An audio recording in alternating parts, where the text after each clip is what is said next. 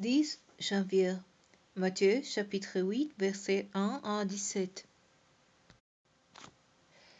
Quand Jésus descendit de la montagne, une foule nombreuse le suivit. Et voici quand le prost s'approcha et se prosterna devant lui en disant: Seigneur, si tu le veux, tu peux me rendre pur. Jésus tendit la main et le toucha en disant: Je le veux, sois pur. Aussitôt, il fut purifié de sa lèpre. Attention, nous dit Jésus, ne le dis à personne, mais va te faire examiner par les prêtres et t'apporte offrande prescrite par Moïse. Cela leur servira de témoignage.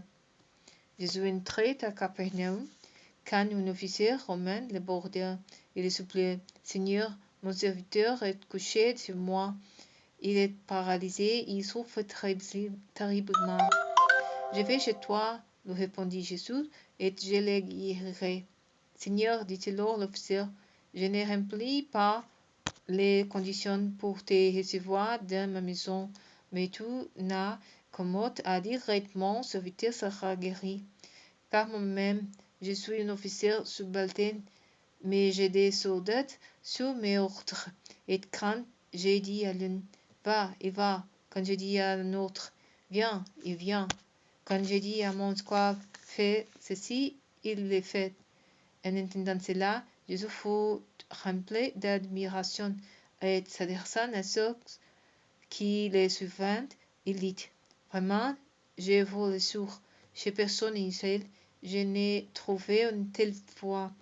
Je vous le déclare, beaucoup viendront de l'Orient et de l'Occident et prendront place à table auprès d'Abraham, d'Isaac et de Jacob, dans le royaume des cieux.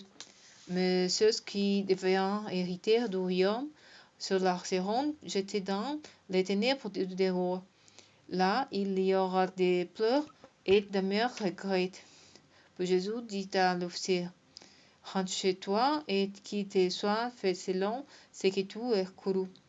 Et alors même, son serviteur fut guéri. Jésus se rendit alors à la maison de Pierre. Il trouva la belle-mère de celui-ci avec une forte fièvre. Elle lui prit la main et la fièvre le quitta. Alors elle se leva et se mit à le servir. Le soir venu, on lui amena beaucoup de gens qui étaient sous l'emprise des démons.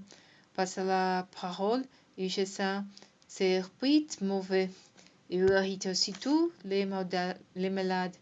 Ainsi s'accomplissait cette parole du prophète Isaïe. Il s'est chargé de nos infirmités et il a porté nos maladies.